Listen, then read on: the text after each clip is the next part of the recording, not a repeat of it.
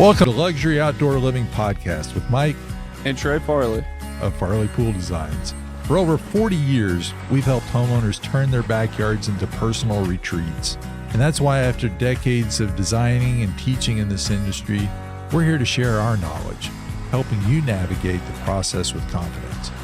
Every week we break down design, trends, and insider tips that turn your vision into reality. We'd love to have you along for the ride. Let's build your paradise together. Well, this is Mike Farley of Farley Pool Designs, and we're hosting the Luxury Outdoor Living Podcast. And today we have a return guest, the amazing Eric Herman. And so, welcome. Hello, Mike. How are you, sir? It's good to be here. Thanks for having me. Yeah. So we just we've got an episode set up where you're going to help co-host with me, but today it's just the two of us because Trey's off in St. Martin enjoying himself in the Caribbean. He's in St. Mark's. Is he in St. Mark's? Is that what it is? Okay. What's he doing there? Well, last I saw, he was watching jets fly over the beach and land at the airport. So it looked like he was having a good time in the ocean. So, oh, good for him. Yeah, we've experienced quite a bit in our careers in the industry, but we were even talking about, how the pool industry and the outdoor living industry has changed very radically over a really short period of time as time goes. So how far back should we go? Well, that's a great question. When I think about the history of like backyards, there was when I was a kid at 10 years old, our neighbors put in a swimming pool. And I was so excited about it. And I didn't have anything to do that summer. And so I sat on the fence all summer and watched this swimming pool go. And this would have been about 1970. And it was the classic kidney pool with a salted deck. And I remember the bullnose coping. And everybody around was excited. And it was such a thrill to finally get to go next door and go swimming. And little did I know that all these years later, that formative experience would still be influencing me, covering the industry and backyard living. And I remember how after they had the pool, it was so much noisier on weekends in the backyard because these people had parties all the time. And so that kind of formed my feeling about how this was such a fun place, And growing up in Southern California, I was always in swimming pools, And so it was such a big part of my childhood. But I want to go back even further. Okay. This is a funny story. I was writing for a music magazine, and I was interviewing this almost famous rock band. And they wanted to do the interview in a special place. And I'm like, oh gosh, what's this? And we went up into Hollywood Hills, up Benedict Canyon, and we went through the hole in a chain link fence and walked up this hill to an abandoned property. And it was supposedly the home of Errol Flynn. Wow. Who lived in Hollywood, and they had an abandoned swimming pool area. And apparently this is where this rock band would go and practice sometimes, or party and or do whatever rock bands do. And they loved going up to this place because it had this sweeping view of Hollywood and Los Angeles. And that's where we conducted this interview for the article I was writing. And I remember being up there and them pontificating, running on and on as I am now, about how you think that Douglas Fairbanks Jr. and Mary Pickford and Charlie Chaplin and all these icons of the past would be partying by the pool up at where we were sitting. And that held this great meaning for them. And I look at that kind of thing. That seems like sort of the trailhead for the evolution of the backyard, is this idea of, especially insofar as backyards include swimming pools, this idea of luxury and of it being an ideal setting where the good life transpires. And so I think you can kind of take the history of the pools from that point forward. So, What do you think, Mike? so that would be a very exclusive client. Yeah, it would. That would be able to afford something along those lines. And when do you think that pool was probably built? Well, it would have had to have been in the very early 20th century at some point. Yeah. I mean, he was in his heyday in the 20s and 30s. Right. And so it was during then. It was before. I remember the pool had all this. It was poured in place. Obviously, it didn't look like a gunite pool, No. and it had. You could see the Ferris plumbing and the open pit sand filter. So this was early technology for pools for sure. Right. So I worked for the Jeremias, and they started in the 20s, but they weren't building residential swimming pools. They were building pools that were for water storage, and people swam in them up in the Sacramento area. And so, but that was their claim, is they started, their company building these concrete water retention areas. But yeah, I would say in the 30s that you probably had some wealthy people that were building, pools in their backyards. And, that created a certain environment for celebrities to go to, but it was a very exclusive situation. So I would say that was the case probably until after World War II, when the housing boom and everything started. That's when I would say you would have probably started seeing more in a, typical, would I say, residential I would say it was still a thing of luxury, but start being more popular in a backyard. Well, certainly in the post-World War II era, where you have the expansion of the American suburb in places like Southern California, and of course, across the nation. And I think most people, historians, people that would be paying attention, would point to that era as kind of the cradle of the modern pool industry, because that's where you see the middle class swimming pool, and kind of that's really the beginning of the modern era for backyard water. I think Now, is that time period, the post World War II. so was Hearst Castle built after World War I? Yeah, Hearst Castle was built in the 20s. Okay, so that they were taking all the things that they got out of, because they took whole sections of things out of homes that were bombed out, and things like that. Here's this artwork that came from this place, and I've toured the grounds and the house, and it was really interesting to me that a lot of the stuff that was sold that went into that home was to help countries recover from the war, which I thought was real interesting. Yeah, that it was, and as a result, it was so eclectic.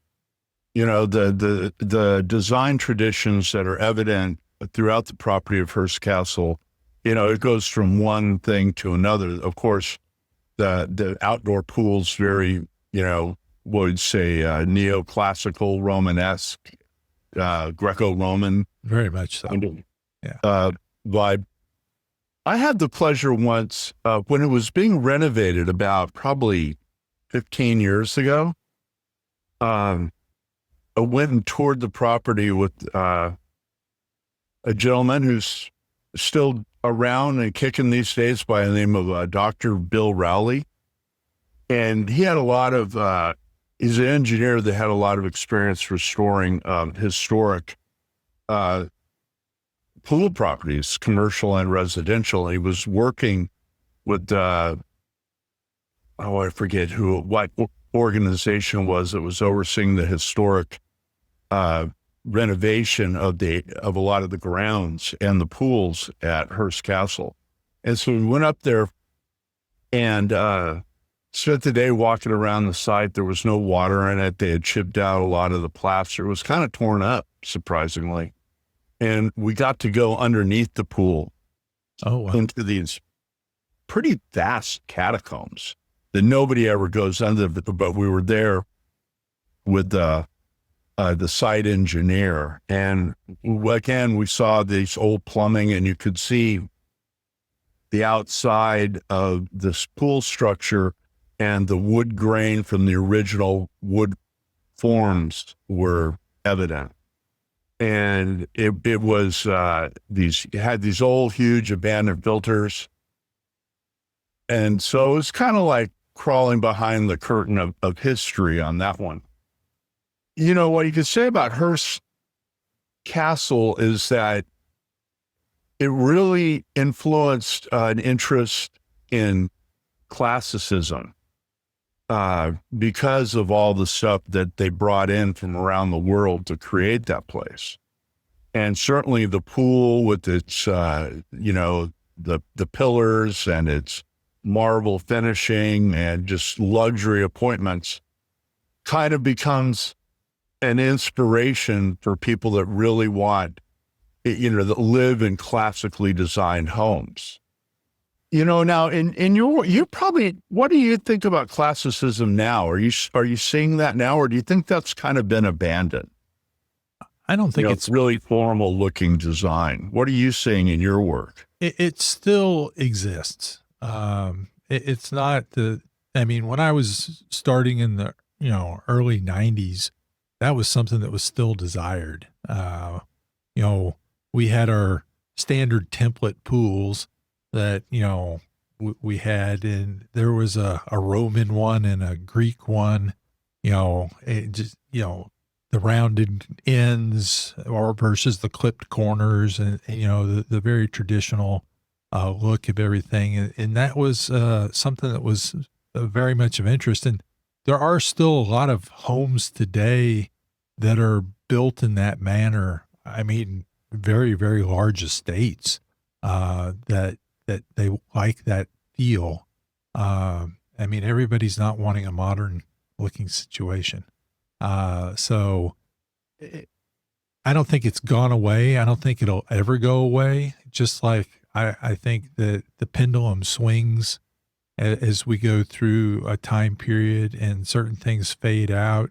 Like 3 or 4 years ago, I sat there and I realized I didn't do a single pool that had a radius on it the whole year.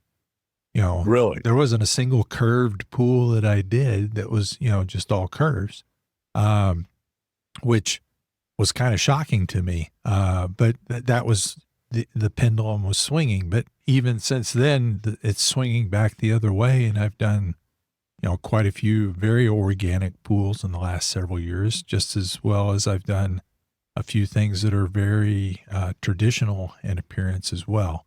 But it's certainly not the trend right now. Right. So, but yes, I think when we go back to thinking about the swimming pool industry in the second half of the 20th century and what that became in the middle class backyard, I think we have to go back and look at the famous Donald Ranch pool by Thomas Church. And I was just interviewing a fellow builder in the industry who renovated a yard that had been designed by Thomas Church, and he went back to the Donald Pool, visited it in person, and to learn more about that design. And when you think about it, that you mentioned you didn't build a radius, but back in the 60s and 70s, like every pool practically had a radius, and it was all because of Thomas Church and the way he set up the backyard and the whole surroundings of the pool with the concrete decks and the way steps were treated and the use of shade structures. And, we've both read the book, right? So, but I mean, that he kind of gave builders the visual language of modern swimming pools, and, it'd been replicated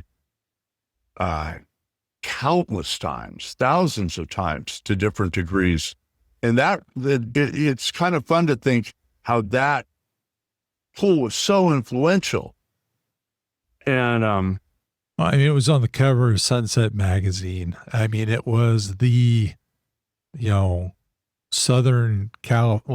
was California living, as a lot of people would envision. This is what it was like to live on the ocean, because it was right there, and it was a beautiful area and a beautiful piece of property and a beautiful setting and a beautiful pool. Great view, obviously. Marin County, right? Yes, sir. It's right around the corner from Sunset Magazine's headquarters is where it's located. Well, that made it easy for them to cover it. Yes. Well, that's why Thomas Church got a lot of coverage, because that's where he worked and that's where they were. And they were very, very much influential in his career as he was going in the early days. And that pool, what was interesting about it too to me is it was, the essence of the beginning of the kidney bean, the freeform pool. And, but it had a really cool piece of art in the middle of it. Yeah, it had that sculpture, or it still does. Right. So that sculpture right in the middle of it. So that's something that, a lot of people don't realize that was there. But anyway, it was, and the other thing is that pool is quite big. It fit very well the scale of the property, but it was a very, very large vessel, as swimming pools go. But it's interesting if you look at Thomas Church, though, if you're in the outdoor living industry, you need to go get Thomas Church's book. It's called Gardens Are for People. And in that book, he covers every style. Okay, he has some very, very traditional designs, but he also had totally organic designs with boulders and natural settings and stuff like that, which, back in that time was virtually unheard of. He had one pool that I think is one of the classics of all classics that I've still never done in my career, which is the one pinner. It's called a circle. He did a perfect circle. That was one of the pools in the book. But he had a way of working with, and what I followed in my career is you work with the architecture of the home, which they're all different. Because he was working with huge mansions to ranch properties to, townhomes in San Francisco. I mean, so he was working small spaces, medium size, huge pieces of property. And so he was, creating this setting, which we try to do today. He was creating that, back in the 30s and 40s. But he creates something that worked with their architecture. He worked with their site, specifically whatever there was with it. And then he worked with what they wanted. And he was very innovative and creative. And I would say the things that he came up with in there are totally applicable to the things that we do today. So anyway, that's my Thomas Church plug. Well, yeah, you almost, in terms of outdoor design, you almost can't overstate how important his work was. And it's a very small group of designers. People like Roberto Burley Marx or Legarreta and Barragan. These were architects, designers that were concerned with the residential exterior. Oftentimes on these big estates, but, landscape architecture seems like, it's about, a lot of it's about designing parks and macro areas and commercial or public settings. And to really focus like you have in your career on the backyard and the residential setting, it's almost still kind of rarefied, don't you think? Well, Even now. it's hard for landscape architects because of the training that you get. I mean, my whole career now, I know that's changed because like when Reed got his degree, it was different than when I got mine, but we did one residential project in 4.5 years. That was it. We were trained to do large pieces of property and develop cities and parks and all those things. We did one residence. Now Reed had a whole semester where they worked in the residential aspect. But when you get a landscape architect, the challenge, a lot of times people go to them for design is they're not used to dealing with that scale. It's hard to make yourself think in a small setting on how you're going to do things when you're used to dealing with acres and upon acres. And so that's why when you look at architects as well, most architects don't design residential homes. They or what they have is they specialize in a niche. And so that's what I've done is I've specialized in a niche and just a small scale as looking at all projects, but that's the fun of what I enjoy is, I enjoy drawing in 1/8 scale instead of 1 inch equals 50 feet. Which, a lot of times landscape architects are working with stuff that's that big. But yes, there were certain landscape architects that influenced the style and characteristics. And some of them were, Marx was well known for his tropical design, and Berrigan was known for, his more modern design that was done a lot in Mexico. To begin with, but Church was known for he was California, the California outdoor living lifestyle. So anyway, they all lend themselves to a particular flair and style, and so they're adaptable all today to different places. But anyway, speaking of California, another iconic pool that in my fortunate role at WaterShapes magazine I got to visit was the Playboy Mansion pool in Holmby Hills, right? Beverly Hills, Bel Air area. And we did a big article because the people that actually designed that for Hugh Hefner were writers for the magazine, Deersmiths, Suzanne and Ron Deersmith. May they rest in peace. They passed on a few years ago, but they had a huge influence. And I think that the Playboy pool, which is also a big freeform pool, becomes sort of almost like the prototype for the lagoon pool. Yeah, the grotto. The grotto, the famous grotto. Yeah, I got to go in the famous grotto. And it's a big room made out of rocks. Yeah. But nobody had seen that. And I remember back in the early 70s, they did a big spread about the Playboy pool and Playboy. And my dad was so excited about it, he showed it to everybody and said, this would be what we would want in our home if we could afford it. And I think that's what Hefner was trying to do, was sort of set the bar for luxury and and be able to, you know, create this place for, let's say, your lifestyle to unfold. And it seemed like for a long time, the lagoon pool with grottos and rock work was a real direction. And that's another thing that kind of has gone in and out of style. You know, you don't see that as much anymore, at least not in the stuff we're covering. I haven't seen a new, like, real total rock pool in a long time. And I think another thing about that period of the 70s, getting into the late 60s and 70s, you see the advent of artificial rock, which people had seen at zoos and amusement parks. And that becomes something people want to put into their backyard. And for a long time, when I started back in I started with Pool and Spa News as an associate editor in 1989. And every year we would cover the big design awards.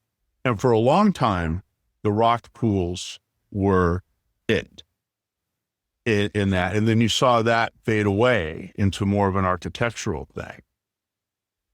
When was the last time isn't your pool, Mike, that you have in your home pretty much heavily naturalistic with rocks and plantings? Well, there's only one picture ever been shown of my pool. And actually you put it in a magazine article, and I sent it to you because you were covering spas and you wanted something that was different. And yeah, like my spas, there's not any deck around it. It's all boulders and plants, and, you know, but you know, that's the fun of it, is they're all different. So my inspiration comes from backpacking in Colorado and 84 oak trees on a half-acre lot and trying to work around them all.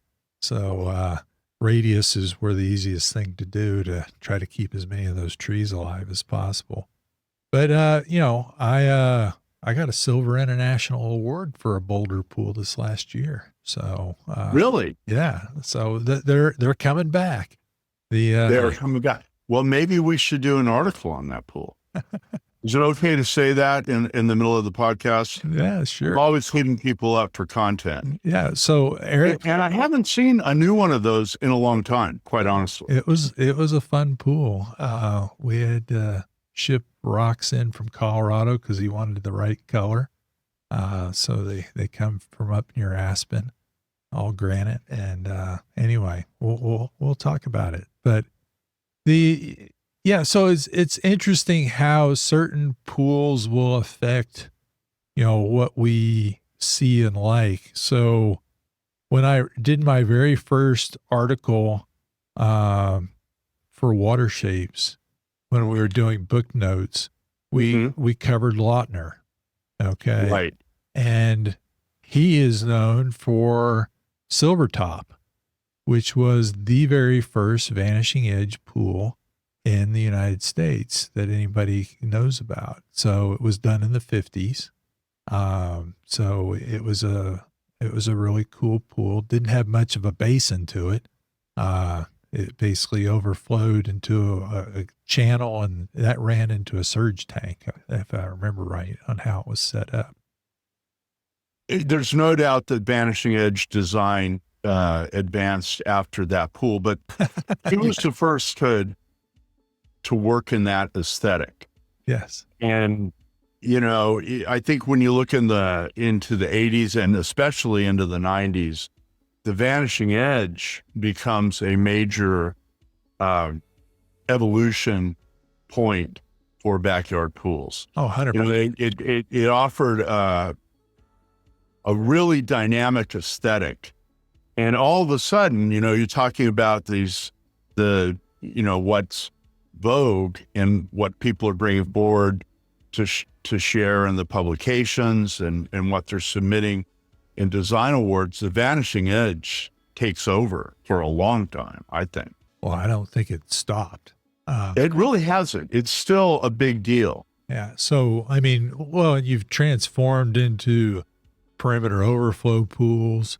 Not just, The famous Lautner hedge, talking about John Lautner. yeah. So, it's something that I think is, I mean, I was on a job site Friday. We're working on one that looks over the lake, it's a spectacular, it's a vanishing edge, infinity edge with the other half of it is a perimeter overflow. So, we've got turf right up to the level with the water. So it's going to be a pretty cool look, but that's something that I think is still, people were doing neater and cooler things. And one of the things it did also is it helped people transform pieces of property that they didn't think they could build a pool on to pieces of property that were great to build a pool on because it was a hillside. People were always looking for a flat place to build the pool. Well, with a vanishing edge, the ideal situation is you want a hill because you want the water to vanish off into this great horizon where you've got this spectacular view, of the countryside or a lake or, something like that. So, that becomes a really cool piece of property that's now developed that, you can put a swimming pool on. So we do more and more different things. We've done a lot of what I call double pools where we have a top pool and a bottom pool and they're both functional, but it's a vanishing edge going over into the one. I mean, there's all kinds of ways that people have been creative. So the catch basin becomes another pool area that you go down to. Yeah. So I've seen treatments where that becomes like the kiddie pool area. It's shallow and. Well, we actually do usually most of the time the shallow pool's up top because that's where people want to hang out. So that's where the adults will hang and all that stuff. And then we put the deeper pool in the bottom with a diving board and, a slide going down into that. And so now because we dropped into a lower basin, the slide's not as obnoxious because it's sticking up. The slides are ugly, but a lot of people want them because they're kind of fun. And then that's the place the kids go. So it pushes them a little bit farther away from the house and, so the noise and loud activity is a little bit more removed. So yeah, we do a lot of those in every different style that you can think of. Everything from actually the Boulder pool was that it was a double pool, and the lower pool is like I'm describing. But we've done them on very modern ones to contemporary, all different styles. But, again, the infinity lends itself to anything. You can have all kinds of different style pools with that application of solution. There's been a lot, there are vanishing edges on almost flat lots now. Oh, yeah. And you see these kind of design features in things like vinyl liner pools now. There are vanishing edge vinyl liner pools and fiberglass pools.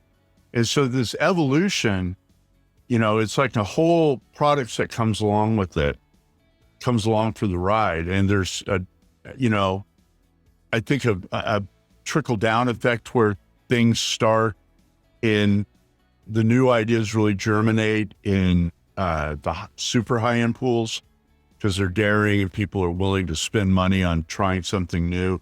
And then when they become established, they, become more commonplace. And so, I wouldn't say vanishing edges are ho-hum now, but there certainly are a lot more common and a lot more accessible to middle-class customers than they used to be. Yeah, well, I mean, probably never cheap though, right? You're building two pools. I tell Right. clients that all the time. You're everything that you got to have in the top pool in a well-built vanishing edge pool. You better have a filter. You better have, lights. You better have some kind of cleaning system. And so everything that's up top's got to be down bottom, and it better have a separate set of equipment if you're going to do it well. There's a lot of people that don't do it well, but that creates a lot of problems, and that's why there's certain people that make a great living doing expert witnessing in lawsuits on vanishing edge pools. Yeah. I just did an article that ran in Aqua magazine and in WaterShapes, because we share content sometimes, and it was about pandemic era pools. Oh yeah. And how many problems have happened with construction defects since then, because the demand was so intense that a lot of inexperienced people came into, people that really weren't qualified to do the work they were doing, or were doing it trying to do it too fast. Yes. And with inexperienced subcontractors. So all these kind of problems have come up across a variety of things, some just very cosmetic, some more severe and structural. And,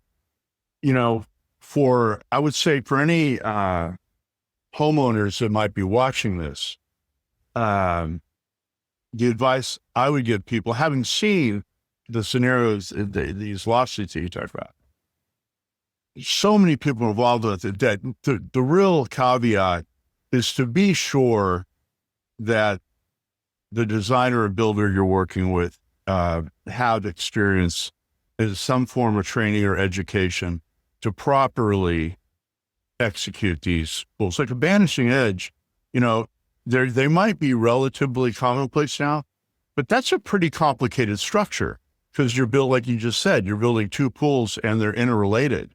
And there are problems with them when they're not done correctly. Lots. And so working with somebody that knows what they're doing and they can demonstrate to you that they know what they're doing with their background, I think is really important. You don't really do expert witnessing work, do you? Or am I wrong about that? No, that's not my thing. So, I mean, I know a lot of people that do, and it's needed. I understand that, but I'm good in my lane, just coming up with new stuff. I'm busy with a podcast, so I don't have time to do expert witnessing. You're spreading the good word. So I want to come back to the education in a minute, but one thing also that's radically changed, and a lot of people don't realize how quickly this changed as well, is how long have they been building hot tubs, spas in conjunction with pools? So, and the two words I just said are two different things. A hot tub is a separate structure that is self-contained, and then you have the spa that's attached to the pool. But I mean, if you go back into the 70s, there were very few spas in conjunction with swimming pools. Well, again, it's kind of funny. Also in Marin County, where the Donald Pool was, that's where you see the first, wine barrel style hot tubs. Right. And that's associated with kind of the hippie lifestyle, and I dare say the sexual revolution and all of that stuff. Right. And it's almost a cliche, the people partying in a wooden hot tub. Oh, and that, I think, very quickly becomes the hydrotherapy spa when they, people like the Jacuzzi brothers. Yeah, that was in the 60s. Adding hydrotherapy to hot water vessels. Right. But that was just in the 60s that happened, that they came up with that. So, it was switched over. So that's evolved quite radically.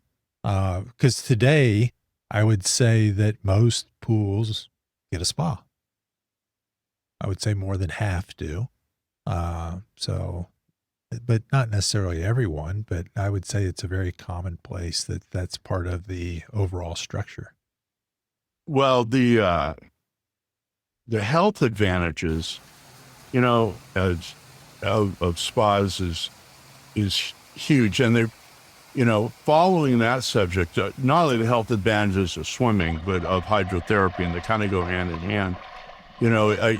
Maybe spas and hot tubs went from a place of seeming very hedonistic and indulgent. Nowadays, the aging baby boomers like you and me, our old bodies really benefit from, greatly.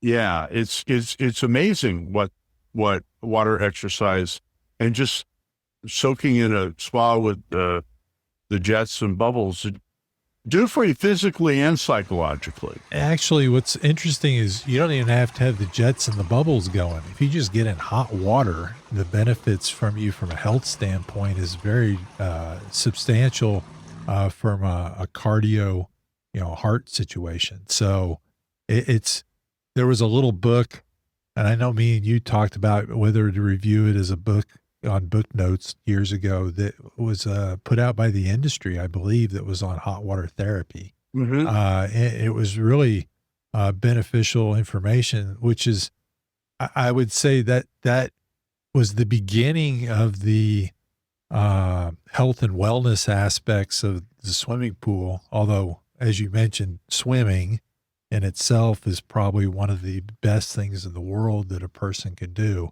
You look at anybody that swam for their whole life, and I had a client.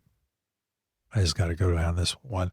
So I'm building a pool for her, and I'm like, ma'am, I just don't understand. You've lived in your home for 40 years. Well, why are you just now building a pool? And she said, well, my husband died last year. And I was like, oh, I'm sorry about that. And she said, I'm not. He wouldn't let me have a pool. And so now that he's gone, I'm going to build myself a swimming pool. And she said, I've been swimming in the public pool for all these years, and I go almost every day. And I'm looking at this lady, and I'm thinking she might be 65 years old. She was 85. And she swam every single day. She was in great physical shape. And when we were building her pool, she said, I need rails on both sides. And I said, okay, well, what do you need a rail on both sides for? Because you don't need a rail to get in this pool. And she said, no. I want a handrail, like a rail, that, they're going to use at the gym to hold on to while they're doing a workout type situation. So she's like a ballet bar rail. That's exactly right. Just like that. She said, I need one because this is part of my workout routine is I need that bar there so I can do my water aerobics and everything. And I said, well, what do you need two for? And she says, well, I invite guests to come over and do it with me as well. She said, they can't keep up with me, so they need their own bar on the other side of the pool so they don't get in my way. Anyway, I just thought it was a hoot, but this lady, she swam every day. She did water aerobics every day. She was over 85 years old, and she looked like she was in her early 60s at most. But you look at anybody that swam their life, and they are in awesome physical shape. So anyway. I don't think you can say enough about that. The last time I was on, we mentioned a friend of ours that had passed away, Vance Gillette. And he was a big proponent of the backyard experience, but he thought that the industry was kind of misguided to focus so much on the health benefits. And he and I had an ongoing debate about that. And, it is true. He was right that there's a large number of people that own pools that don't ever go in them. That is, there's no question about that. 100%. But when you look at what swimming can do for you, how it benefits you physically and psychologically, and you think about people that are in their 50s, 60s, 70s now, larger and larger percentage of the population, that demographics benefits more than anyone. Oh, for sure. So but it also benefits kids because it sets them up for a lifetime of swimming, possibly. Right. Well, there was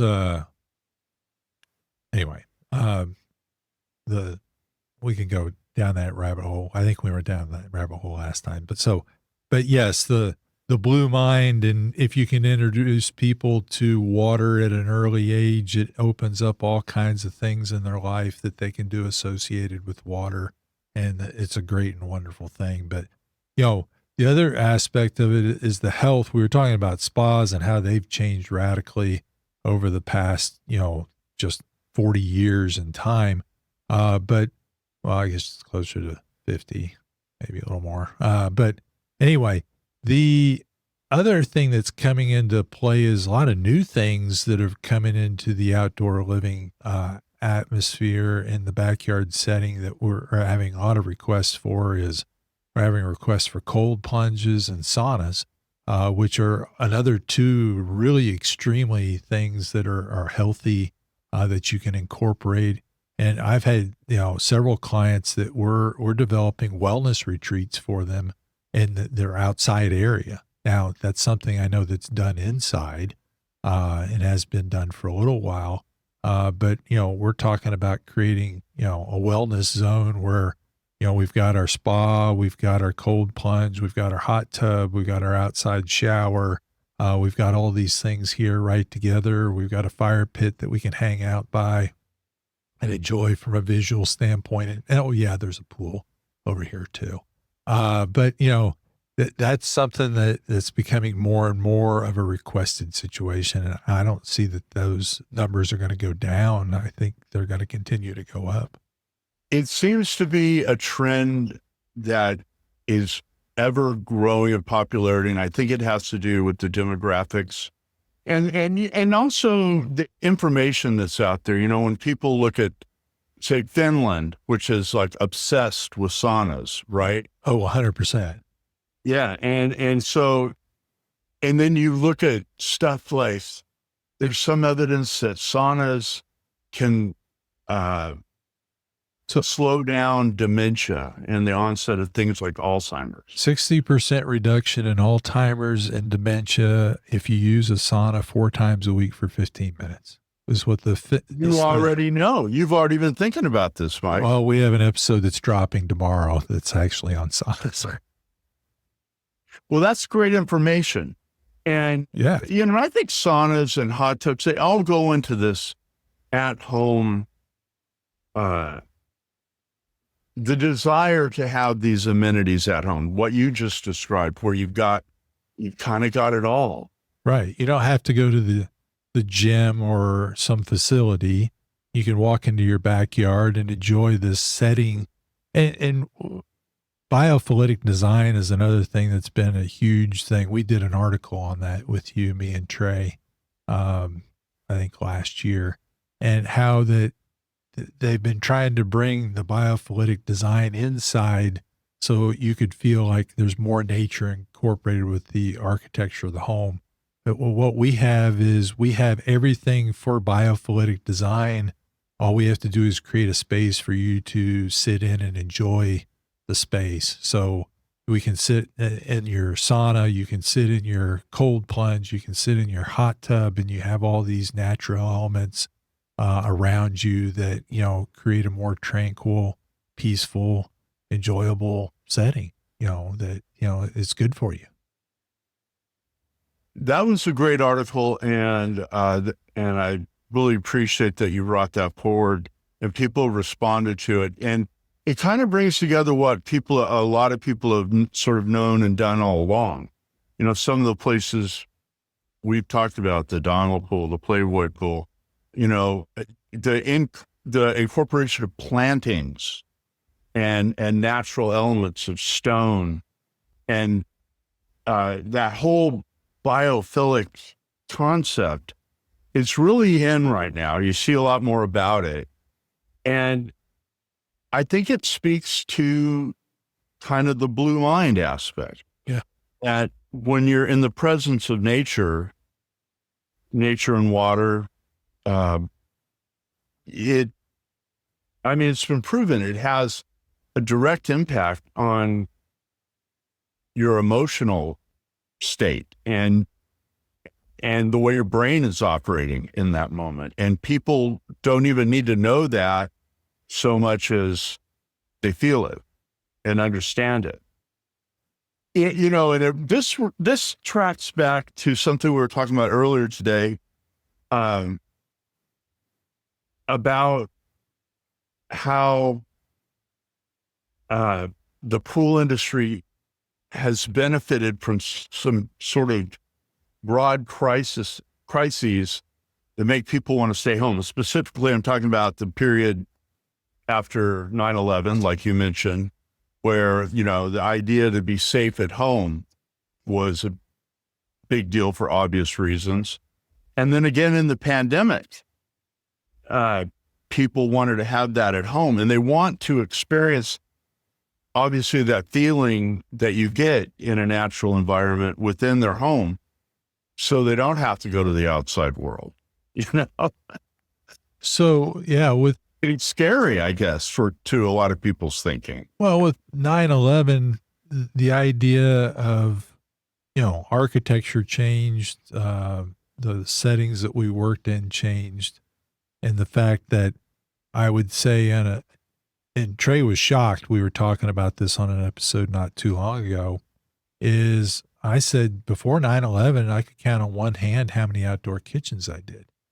And I did some very nice projects, even between Napa and Sacramento, before we moved back to Texas. I mean, I was in Northern California where, people love to be outside and eat and cook and dine and all those things, but it was mostly a Weber grill, that type of thing. You were just cooking on your grill, and you didn't build a full-fledged kitchen. Now, Scott Cohen was down in San Diego at the same time. He was doing kitchens, and he was, serving wine and having, a nice time because he had a great climate down there. So, but we didn't do that so much up in Northern California. But, after 9/11 to today, it's unheard of to do a project without an outdoor kitchen. I mean, everybody comes and it's like, yeah, I want the pool, I want a spa, I want a water feature, I want a kitchen. And that's if they don't already have a kitchen that was built with the house, because most houses that are built today, they all have big outdoor porches and they have outdoor kitchens built in already. So that's something that we're not having to provide all the time now because it's already been done. But back then there was you go look at houses that were built before 9/11, and for the most part, there's hardly any back porch. And that's why we started building cabanas, because people wanted outdoor space, and we had to build some space to either attach it to the home and build an outdoor porch, or we had a separate structure in the yard. But there weren't any, to speak of. Anyway, so that totally changed that aspect of the outdoor living aspect.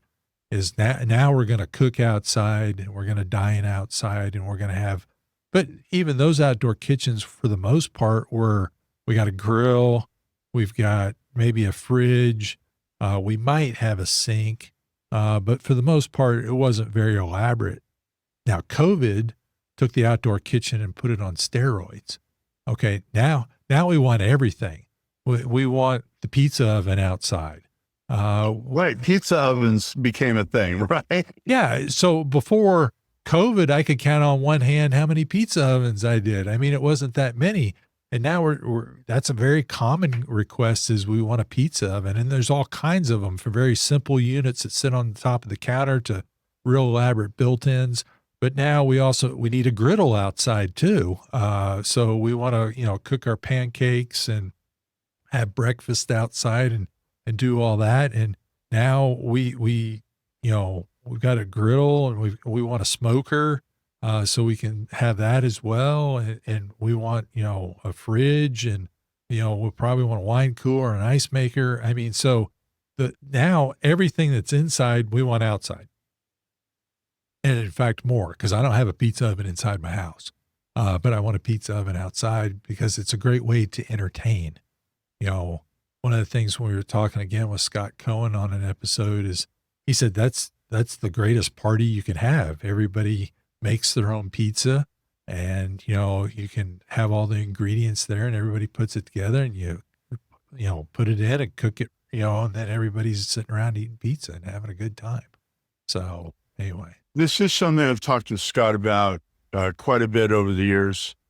And, he did a book about oh yeah, outdoor kitchen design, and we've covered it. And one of the interesting points he's brought up, and this directly impacts this discussion about the evolution of the backyard, is that to design an outdoor kitchen, it can be helpful to understand what the preferred cuisine is for the clients and their friends.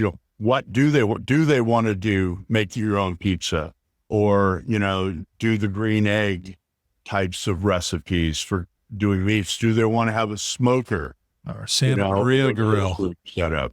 So the thing about the outdoor kitchen is it brings it down to a very personal level with the clients.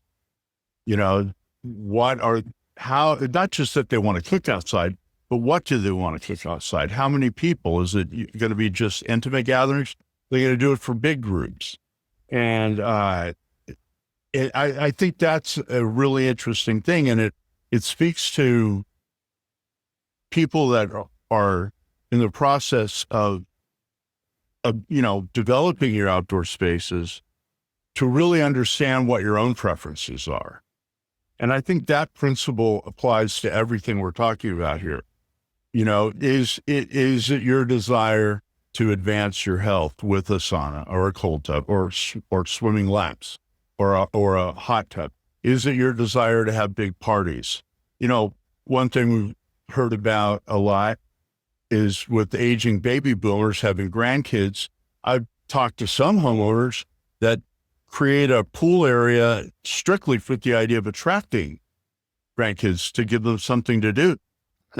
So I'm on grandpa's place, an attractive destination for them. Back to the one of the very first projects that I did a lazy river on. That was the driver for the whole thing. So this guy says, I want a lazy river. And I'm like, you're a single 55-year-old man.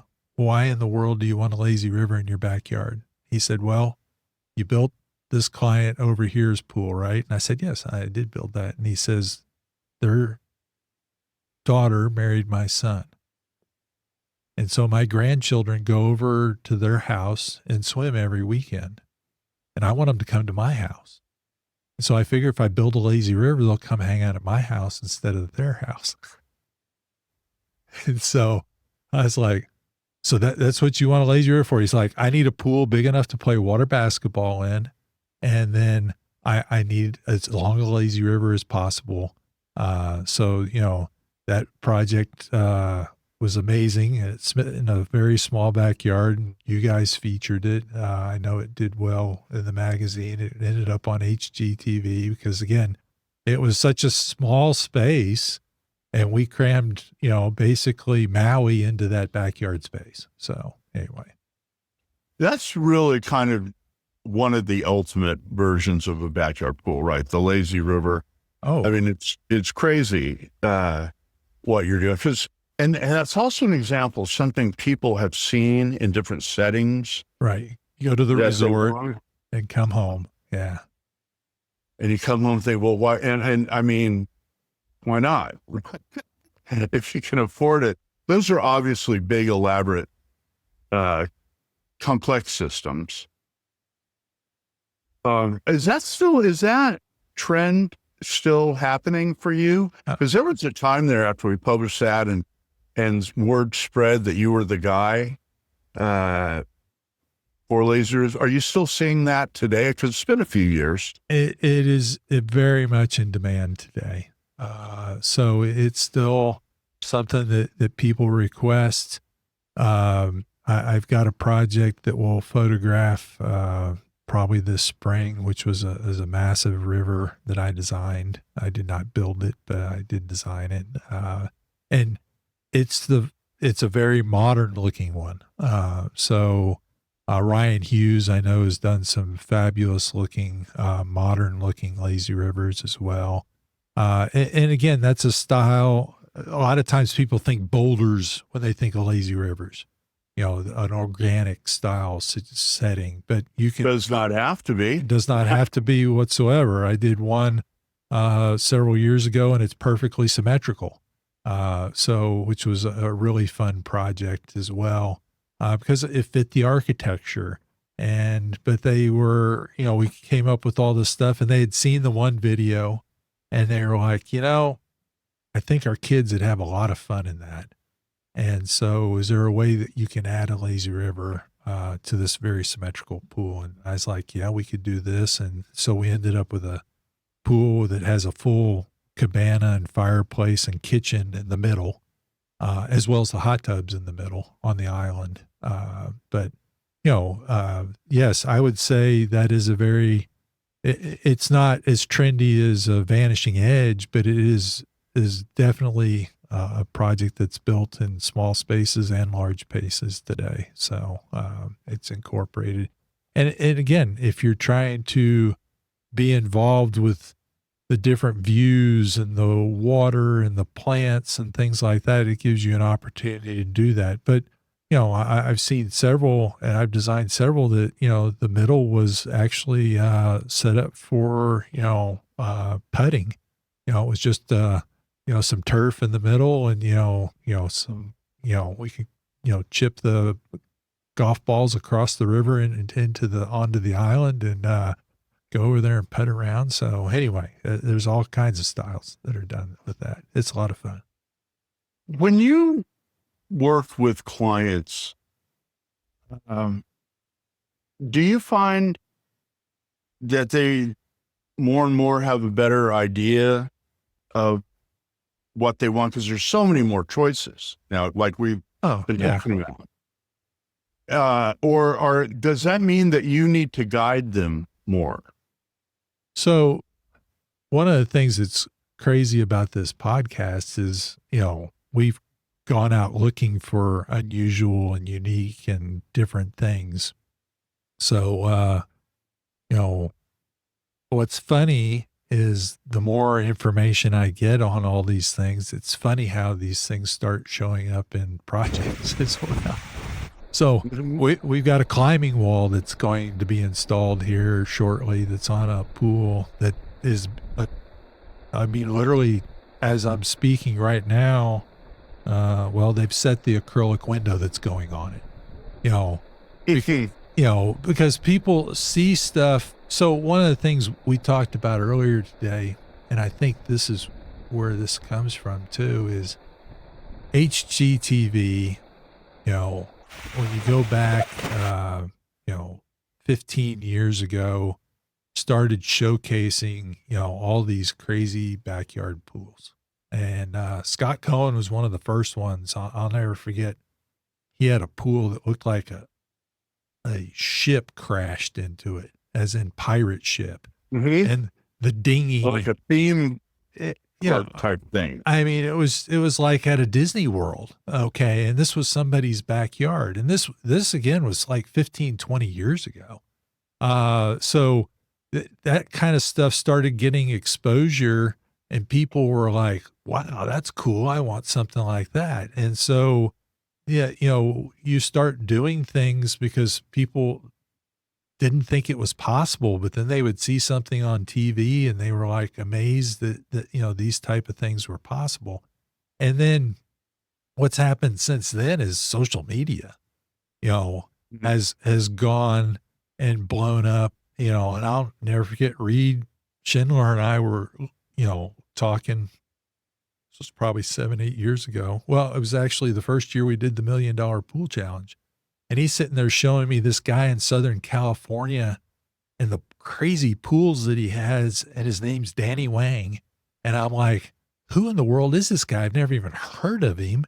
And I'm looking at his work and I'm like, this is phenomenal stuff, right there outside of Huntington Beach. And I was just like, this is crazy, but people see stuff now at such a high rate that they're exposed to different things. And so I think people come in with a bigger wish list. Now, the challenge with the bigger wish list is some people have no earthly idea what some of these items that they're talking about. Sure. So lazy river comes up all the time. Okay. But people don't know. I tell people a lazy river is like building 3 pools. So you have the main body of water, then you have the island, which from all structural purposes is a pool. You're building walls and everything to contain it. And then you have the outer island, or outside the inner island. So you're building basically 3 different structures. So if you start thinking of what's a healthy budget for a swimming pool, and then you multiply it by 3, and then you have to put these big variable speed 10 horsepower pumps on, then you start realizing, oh, this isn't a, $120,000 swimming pool that we're trying to do here. So most people, the budget, when they realize how much a lazy river is going to cost, it shuts them down. But, there's usually, I usually have at least one a year that we're designing. So, it's a fun thing. But when people start looking at acrylic windows, when they start looking at cabanas with, sliding doors that are 10 feet tall and 25 feet across, you look at all these different features and they look fabulous, cantilevered cabana roof that's just, supported on one side, they're phenomenal, but there's a price tag that's associated with them. So today, I think probably one of the most important things is you have to educate the client about what I call it is the shopping list. Okay. So on my first appointment, I'm going to gather all the information. I'm going to do a site analysis. And then what I'm going to do is I'm going to generate a shopping list. Here's all the things you wanted based on your site, your utilities, your access, your soil type. Here's basically where you are with all these different items. And right away, most people are like, that's ridiculous. I'm not going to spend that. Okay, take this off the list.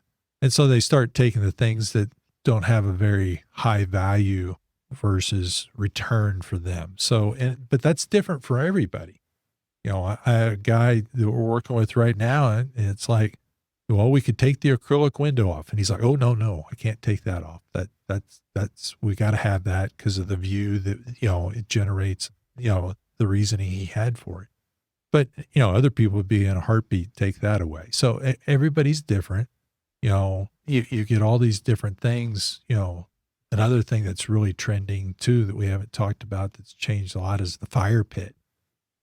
That space outside is tremendously changed from, hey, it's a place with some boulders stacked around and some places you can burn some firewood, and basically smoke out 25% of the people. To these elaborate sunken fire pits, the built-in seating and benching and pillows and the whole 9 yards that the whole pool wraps around it, and that's a lot of time in the middle of your lazy river.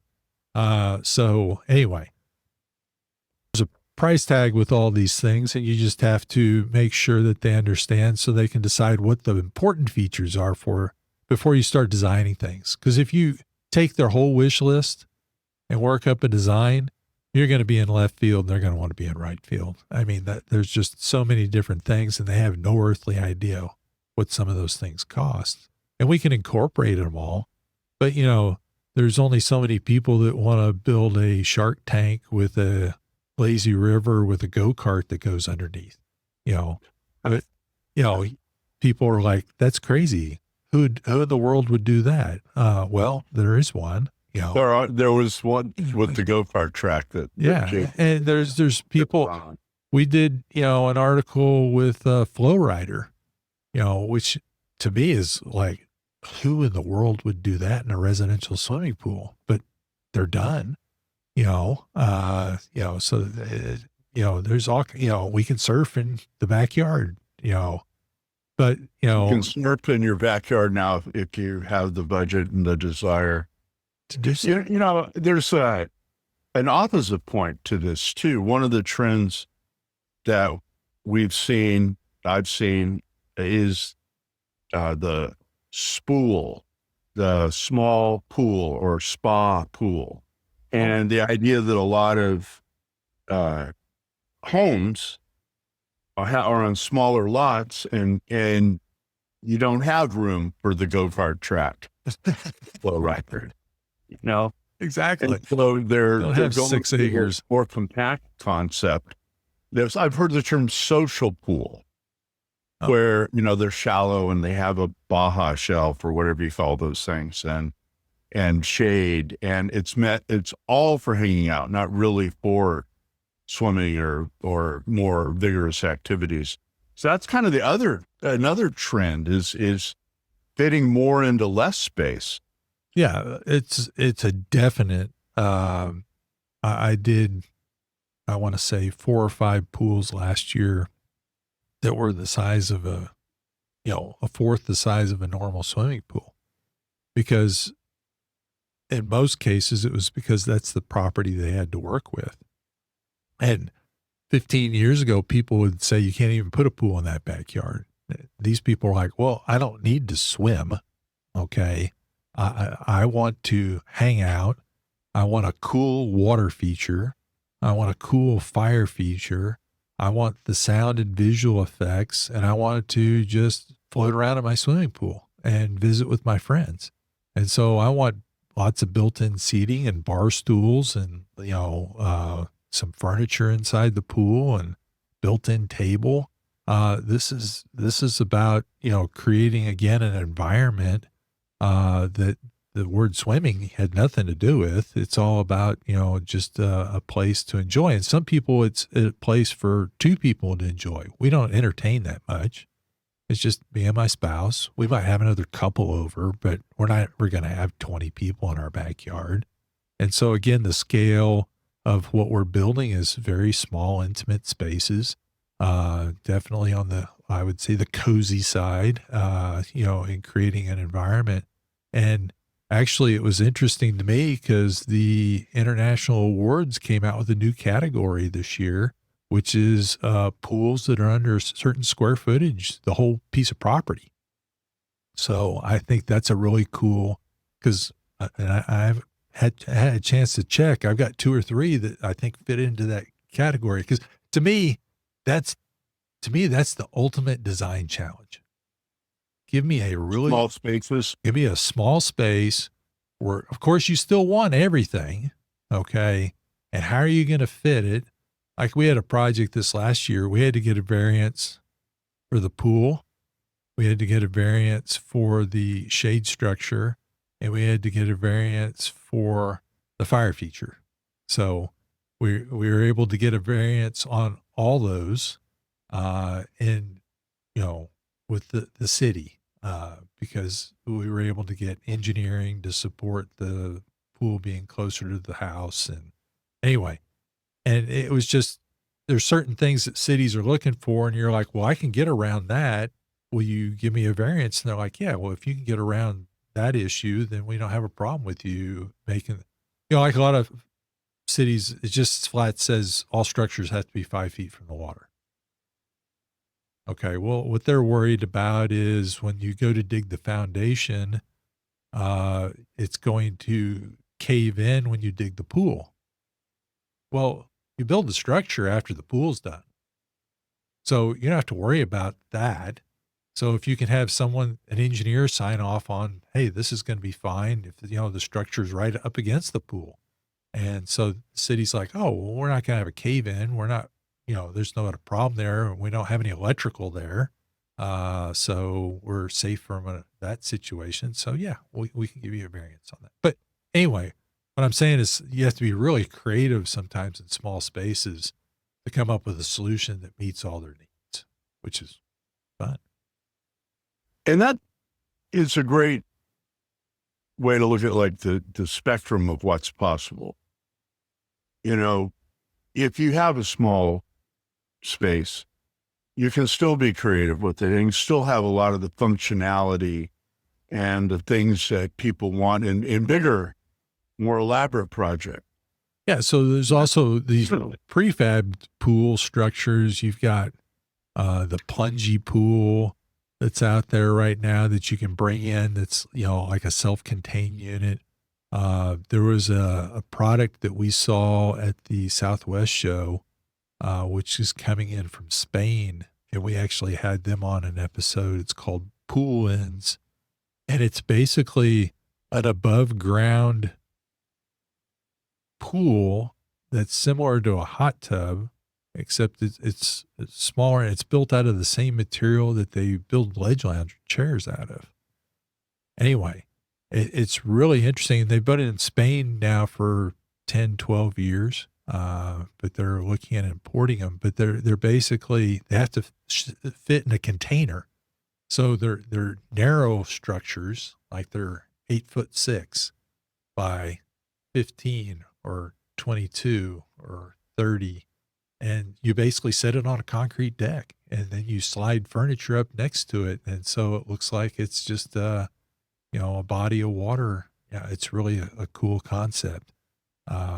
So I see it's going to work really well in some small spaces or entry level people that, hey, I can't afford a, $85,000 pool with my brand new home that I just bought. That's my first home type thing. Anyway, so it's pools have gone in all kinds of different directions. They have gone in all kinds of different directions. There's no doubt about it. And I think it pays to do your research. You're addressing creating a backyard oasis. And here's where you touched earlier that I think is absolutely critical. When I got in the pool industry in 1992 and switched from doing landscape design to pools, they sat me down for a day and taught me everything I needed to know about swimming pools. And my class was mostly on hydraulics. Okay, here's the things you need to know. But the choices were fairly simple. I mean, I had precast coping, brick coping, and that was it. And cantilevered concrete. And then I had 2 fold outs of here's the tiles that are available to you. And at that point, PebbleTech didn't exist. It was white plaster or color plaster. So, I mean, our choices back in 1992 weren't real extensive. So for you to pick up what you need to know as a professional wasn't that hard to do. Today is a totally different world. It's a lot more, because it's more vast. I know that Reed's brother Rance, when he went and started selling swimming pools, on his 3rd appointment that he went out, they wanted a Vanishing Edge pool. So here's a guy that just started selling pools. This is his 3rd call. And they want a Vanishing Edge pool. And so he draws up a Vanishing Edge pool. Okay. Did he know anything about Vanishing Edge pools? No. Luckily, he called his brother. Okay. And his brother walked him through some things, okay, to do and don't do. But that's the world we live in today, is people get called to go out and do things they have no earthly idea how to do. And that's what happened during COVID, especially, is people were like, sure, can't be that hard. I'll figure it out. Okay. And some of them did. Most of them didn't. But the big issue that is so important today is education. If you're going to be a professional in this industry, if you're going to hire someone to come out and work with you on your project, you need to have someone that has gone and got additional education. Okay. And it's a whole lot simpler than it used to be. I mean, to me, when I first started, we had the Aqua Show and we had the, was it NSPI show. NSPI show. I was trying to figure what initials. Unreal Spawn Cool Institute. Right. So those were the 2 shows. And the Aqua Show was really a spa show. It really wasn't a pool show. Okay. And it was primarily spas. Yeah. And so that it was only once a year that you got to go and you got to learn classes. And there was a couple of trade journals. WaterShapes didn't even exist at that point yet. And so, that was what you did, is you went to your one show a year if you did that. And so but the things weren't that difficult to learn. Today we have online education. You can sit at your home, at your desk and learn way more than I learned in my first 10 years in the pool industry. Okay. From just sitting at your house and, taking some online classes, and then you can do advanced classes. And so if someone's going to come out and they're going to talk to Mr. and Mrs. homeowner about all these elaborate solutions and how we're going to do all these cool features that you've seen on Instagram and YouTube and, HGTV, the first thing you need to ask them is, what education do you have? What certifications do you have? What classes have you taken? What organization are you working with to further your education? And the challenge is most of them haven't. Only about 25% of the people in the industry do further education. So is that what? That's the point, is have they taken advantage of it? Because there are a lot of resources now for people learning this stuff. Yeah. So, But, it's a lot of these things, the Vanishing Edge being a classic example, certainly a lazy river. A lot of these features we've talked about, you don't learn on the fly. no. You can even make big mistakes on an outdoor kitchen, right? Oh, sure. You can mess up anything if you don't know what you're doing. So, it's just, it behooves you to, if you're going to be a professional, the quickest way to be a professional is go take some classes. And as I said, and I know you're tied in very much with Watershape University, which is a great program. To me, I'm all about, people are, a lot of times ask me which, organization I think has the better education. And my feeling is, why limit yourself to one? Go take it all, because the more you learn, the better you can be. So, I'm a designer. I want to take everybody's design classes. I want to learn from, everybody from Kate to, to all the designers. My mind just went blank. And it's an interesting thing to point out to people acquiring pools for their homes is the number of disciplines that you need to be involved in to do this work correctly. There's excavation and geotechnical, and there's material science with the concrete, there's hydraulics, there's electricity and electronics, there's color theory, there's lighting, there's chemical treatment. How do you assure high water quality? So people in the pool industry, what we adopted calling the water shaping industry, because it goes into other things beyond pools, but it's a profession where you do have to be a jack of all trades. You have to have a multiplicity of skills, and it's a combination of learning in a classroom and in the field and experience, I think. Well, the other thing that all those things give you is associates. So you sit in a class and you talk to somebody and somebody's done something and you haven't, then, you have another resource to talk to. So the nice thing is, when I did my very first, lazy river, I called up somebody that had built lazy rivers in the Caribbean and said, hey, this is the system that I saw when I went to a pool show and I got their brochure. I think they do a good job, but I'm not sure. Who'd you use on your project in the Caribbean? He's like, well, that's who I used. I was like, okay, then we're probably in a good starting spot. So, and that's the cool thing is when you go to classes, you meet instructors, you meet other people in the industry. And so now you have resources to draw on. So you don't have to guess. I mean, that's the worst thing in the world is you sit down, somebody wants something and you're going to guess on how to do it. And you're most likely going to fail. And so some people will fail and they'll fix it, which is expensive. lesson. But the better way is to say, hey, I know this person, pick up a phone, make a phone call, talk to somebody, go to a class, I mean, some of the stuff, if you're trying to learn it, you could probably take an online class that night, so not that that's the only thing you need to do, but then it might point you in the right direction and give you the right people to also check stuff with. Anyway, the pool industry has radically changed. It has changed.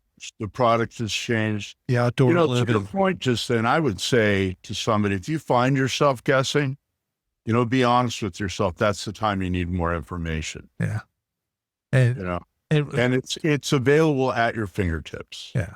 From multiple resources. And we're not just asked to do pools anymore. We're asked to do everything outside the four walls of the house. That's right. In fact, in some cases, it's like, well, let's tear down this wall of the house and put in, doors that open up. We want you to figure out that part too, which there's some people in the industry that do that. So there's people that specialize that in the outdoor living aspect. So, I mean, it's mind blowing where we're at today. It doesn't seem like that long ago, but 30 some odd years ago when I switched from landscaping to pools, what we're requested to do is night and day. So anyway, but it's a lot of fun. Well, all right. Is that our concluding point there? Well, it could be. What else do you think we should add? Well, I think we've covered a good chunk of it. Been on about an hour and 20 minutes, I think. Something like that. Yeah. We could continue talking about this. This is why when I mentioned that, we could do like the evolution of the backyard. Well, that kind of takes everything we've talked about over these years into account. There's all these different tangential, we could talk about biological filtration and swimming ponds, or we could talk about splash pads and interactive water and who knows, right? Or we could, it's a rich thing. It's why you could, communicating about it is a sustainable activity, because there's a lot, when you penetrate it, there's a lot to talk about, a lot to cover. There's a lot to cover. So anyway, I think we've covered it well. Well, for today we have, and we'll keep at it. So in honor of Trey, since Trey's not here, but he likes to get to know people better. And we didn't ask you these questions, I believe, in episode 53 was the previous episode that you were on. So, you guys need to all check that out. So there was a lot of fun things we talked about. Yeah, if you didn't get enough of me talking. Yeah. So Trey likes to know three things. He wants to know what your favorite movie is, what your favorite book is, your favorite food is, and then I want to know where your favorite place to travel is. Okay. Favorite movie? Yes, sir. I'm a real movie buff, so that's tough. In that group, I like historical epics like Lawrence of Arabia and Gandhi and Mutiny on the Bounty and those kind of films. But, then Breakfast at Tiffany's with Audrey Hepburn, Classic. That's up there too. So hard to answer that one. What was the second one? Favorite food? Yes. Or book? One of those. Favorite food? Boy, that's like movies. I love. Somebody asked me, what kind of food do you don't like? And it's like, I don't know. I like everything. I'm a big fan of these days of healthy vegetarian cuisine. I try to make healthy meals really, really tasty, and that can fall into a lot of categories. But finely chopped vegetables in different combinations tend to make any dish wonderful. So also, I might throw in peanut butter and jelly sandwiches because some things you just can never let go of. Favorite book? Now, you're a plug, shameless plug here. You're an author as well. Yes, I am. I have a book of poems and essays out on Amazon called Moonwalks in an Antique Spacesuit. It means life adventures in the clothes we wear. And it's a lot of really unusual poems and essays. Yes, there are some. Say again? I said, yes, there are definitely some unusual poems. We won't share so to ruin all the surprises. Well, there's I think there's 78 pieces in that book, and they're all different. And so some connect with some people, others connect with others. It goes everything from very straightforward rhyming poetry to really abstract, almost stream of conscious discussions, and about everything from aging to admiring sea otters. I mean, it really goes all over the place. But thank you for letting me plug that. I'm working on another one that I hope to have out later this year. Right now, the working title is Light at the End of the Hamster Wheel, about the cyclicality of everything.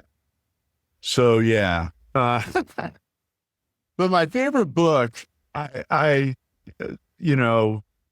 is probably Walt Whitman's Leaves of Grass. Big Walt Whitman fan. And that book of poetry has always really spoke to me. And it's been like a friend all these years. I feel like I know Walt Whitman because of that book. So that I would say, if you haven't read that one, you can always say the Bible, of course. And I'm a big fan of the dictionary. Webster's, love it. Real page turner. And True editor.